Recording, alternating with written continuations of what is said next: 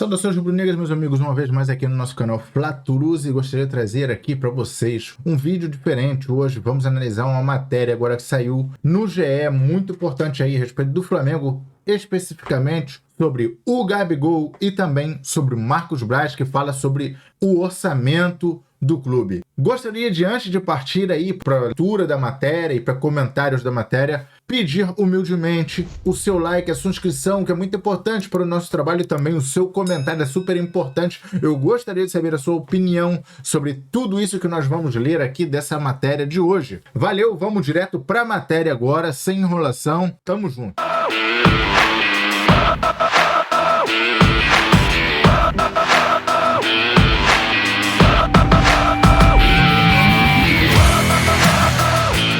Gabigol do Flamengo é denunciado por tentativa de fraude em exame antidoping. Procurador da Justiça Desportiva Antidopagem afirma em denúncia que atacante rubro-negro prejudicou de diversas maneiras o trabalho dos oficiais no Ninho do Urubu. Esta notícia e essa matéria é assinada por Letícia Marques no dia 22/12, no caso, na data de hoje, atualizada há 24 minutos. A Procuradoria da Justiça Desportiva Antidopagem ofereceu na quinta-feira, 21 de dezembro, uma denúncia contra Gabigol por tentativa de fraudar um exame de controle de doping. O caso ocorreu no dia 8 de abril deste ano. Caramba, faz tempo, hein? No Ninho do Urubu, centro de treinamento do Flamengo. Essa denúncia já começa a me cheirar muito esquisito, tipo, 8 de abril, denunciar só agora? Por quê?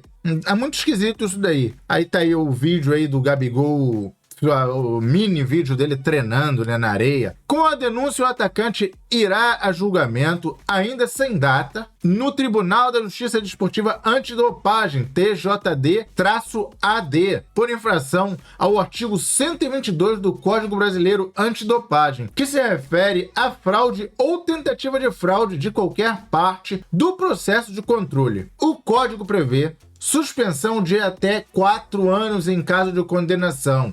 O atacante é acusado de dificultar a realização do exame desde a chegada dos oficiais responsáveis pela coleta ao Ninho do Urubu, às 8h40 de 8 de abril, 8h40 da manhã de 8 de abril. À exceção de Gabigol, os jogadores do Flamengo fizeram o exame antes do treino das 10 horas. Tem que saber o teor disso aí certinho, né, cara? Não tem uma filmagem, não tem nada. Segundo os relatos nas quais a denúncia se baseou, o atacante prejudicou o trabalho dos oficiais de diversas maneiras. Além de fazê-los esperar, ele os teria desrespeitado e não seguido os procedimentos corretos. A análise específica do passaporte biológico determina que deve haver repouso de 2 horas depois da atividade física, tempo que não foi cumprido por Gabigol. Os outros atletas fizeram a coleta antes do treino, ou seja, há um procedimento, ou você faz antes do treino, ou depois do treino você só pode fazer 2 horas após o treino. E isso, aparentemente, o Gabigol não respeitou, né? Mas eu acho muito esquisito essa matéria sair só agora. Olha aí, ó, uma parte importante: de acordo com os responsáveis pelo exame, o jogador não se dirigiu a eles antes do treino. Depois da atividade, os ignorou e foi almoçar. Tratou a equipe com desrespeito, não seguiu os procedimentos indicados. Depois de 90 minutos, pegou o vaso, coletou sem avisar a ninguém, irritou-se ao ver que o oficial o acompanhou até o banheiro para a coleta e, ao fim, entregou o vaso aberto, contrariando orientação recebida. No caso, então, ele esperou 90 minutos, no caso, 1h30 após o treino, e foi fazer a coleta sem advertir ninguém. O Gabigol também é muito mimado, né, cara? A denúncia informa que Gabigol se irritou por estar na lista de jogadores que realizam o exame. Feita a coleta no 8 de abril, ele avisou que aquele seria o último controle. A confusão ocorreu na véspera do segundo jogo da final do Campeonato Carioca, no qual o Fluminense venceu o Flamengo por 4-1 e garantiu o título. Meu amigo. O processo conhecido como doping surpresa é realizado pela Autoridade Brasileira de Controle de Dopagem, ABCD, e costuma ocorrer sem aviso prévio nos centros de treinamento. Lógico, vai avisar que vai passar para controlar. Gabigol recebeu a primeira notificação sobre a tentativa de fraude no dia 30 de maio. Posteriormente, o vice-geral jurídico do Flamengo, Rodrigo Dunsch, fez a primeira defesa do jogador. Um dos relatos da denúncia diz respeito à demora do atacante para a realização do exame e não o cumprimento das instruções. Pô, aí eu não entendo.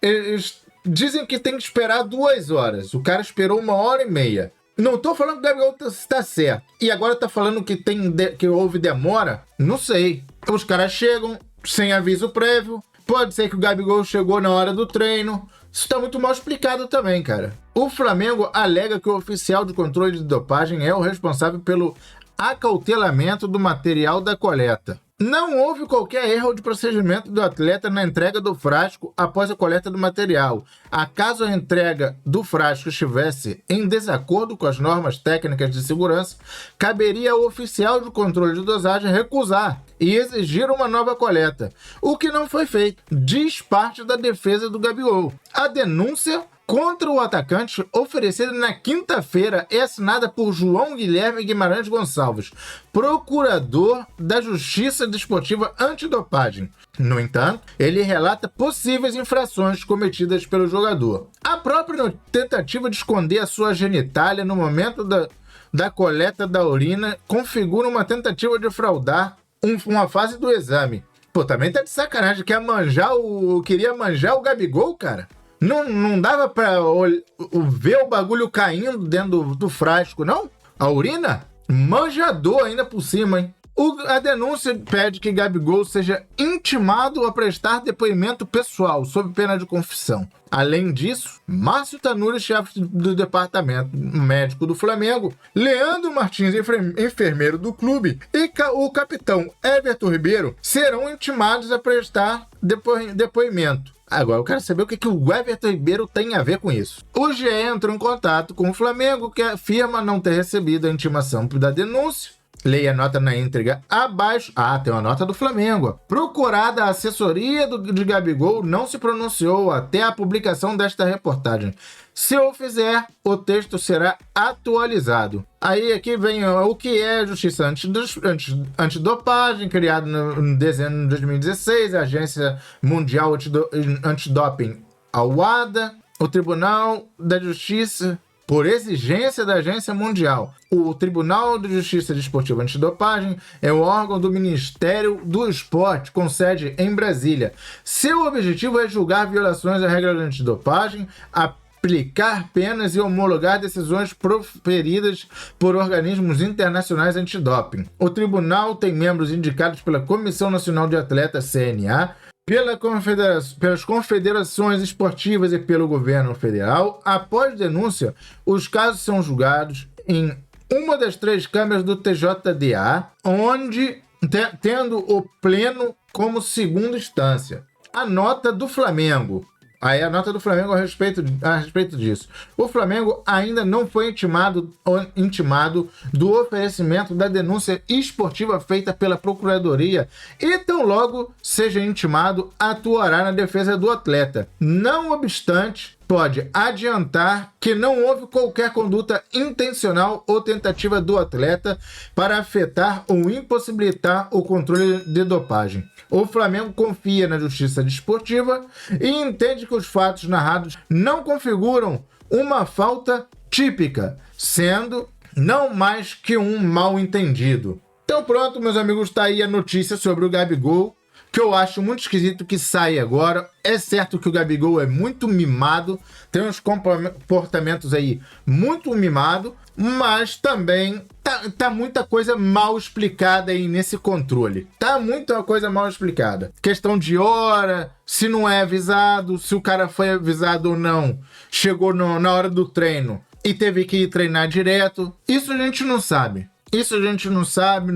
Temos que esperar outras notícias. O próprio Flamengo, que não foi notificado ainda, assim que sair alguma notificação e o Flamengo responder, traremos aqui. Vou trazer aqui a notícia sobre o Braz também, o Marcos Braz, falando sobre o orçamento. Braz promete janela responsável do Flamengo e sem loucuras. Orçamento será cumprido. Palavras de Marcos Braz. Na semana passada, durante a aprovação dos números para 2024, foi estipulado um teto de 160 milhões para contratações. A matéria foi assinada por Fred Gomes no dia de hoje, 22/12/2023, às 3 da manhã. A compra vista de De La Cruz por 16 milhões de dólares, cerca de 78 milhões, acertada no último sábado, e que será efetuado nos próximos dias, gerou reação contrária dentro de algumas correntes políticas do Flamengo. No entendimento de alguns grupos, tal movimento compromete o orçamento rubro-negro de julho de 2024. Então, quer dizer, estão querendo barrar.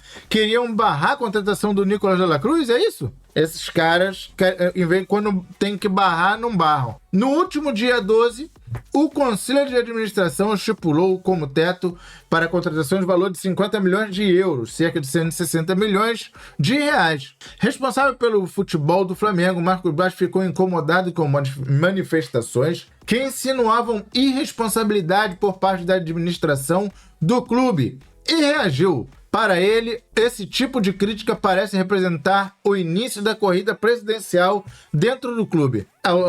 O Marcos Braz também é um anjinho, né? A corrida presidencial começou quando acabou as últimas eleições, que foi onde foi eleito o Landim, reeleito no caso. Tem muita conversa fiada, olha as palavras do Marcos Braz, hein? Tem muita conversa fiada e muita responsabilidade no que se fala em relação ao orçamento.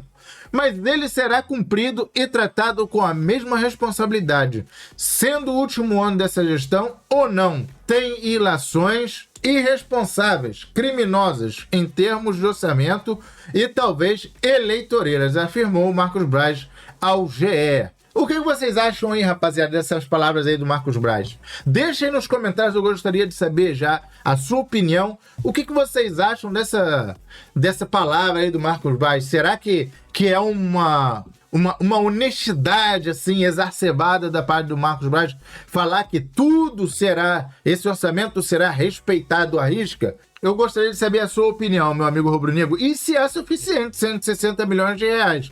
Agora, a informação que eu recebi do canal Luiz Antônio Rubro-Negro, meu amigo Luiz Antônio Rubro-Negro, é que o dinheiro da compra do De La Cruz não sairá desse orçamento de 160 milhões. Sairá do orçamento de 2023. Sairá do dinheiro que estava em caixa, inclusive da venda de Matheus França. Essa é a informação que eu, no caso, o meu amigo Luiz Antônio trouxe. Resta saber no balancete como é que vai sair essa brincadeira aí. No entendimento do Flamengo, saída imediata dos cofres rubro-negros só acontece no caso de La Cruz, já que o River Plate não queria negociá-lo. Como não houve conversa e nem possibilidade de flexibilização do pagamento, só restou ao clube optar pela quitação à vista de um jogador que muito queria desde pelo menos 2022. As demais contratações terão seus respectivos pagamentos diluídos nos anos seguintes, como aconteceu em todas as compras feitas pelo Flamengo desde a chegada de Rodolfo Landim. Por isso, no entendimento do Flamengo, há margem para buscar, no caso tá errado aqui, olha, para buscar reforços de peso sem comprometimento do orçamento, já que as próximas negociações serão exclusivamente baseadas em parcelamentos. O Flamengo tem a mesma leitura no caso das vendas. O caso mais recente de Gerson ajuda a explicar. Quando foi buscá-lo de volta no Olympique, o rubro-negro ainda tinha parcelas a receber dos franceses, que compraram o Coringa em 2021. De acordo com a apuração de Rodrigo Matos, o Flamengo estipulou como meta para 2024 uma arrecadação de 10 milhões de euros, 50,7 milhões de reais, caso venda um atleta por esse valor de forma parcelada. O clube entende que não bateu o objetivo traçado em orçamento. Sobre De La Cruz ainda, o Flamengo só optou por contratá-lo na atual janela e não na anterior, porque não tinha acordo com, já não tinha um acordo com o atleta. À época, ele havia manifestado o desejo de disputar a Libertadores pelo River Plate até o fim da competição, o que não havia sentido para a diretoria rubro-negra. Até aqui a notícia de hoje, meus amigos aí do Marcos Braz e também do Gabigol, com mais importância a do Gabigol, porque é um caso muito grave, mas não obstante, falando desse orçamento aí do Flamengo para o ano 2024, eu gostaria de saber a sua opinião, meu companheiro, meu amigo, meu camarada. Gostaria de saber a sua opinião, gostaria que você deixasse o seu like e a sua inscrição, se você for novo aqui no canal. Deixe dicas de vídeos aqui, dê essa força, eu aceito todas as opiniões, valeu? Tamo junto, até o próximo vídeo, rapaziada. Fui!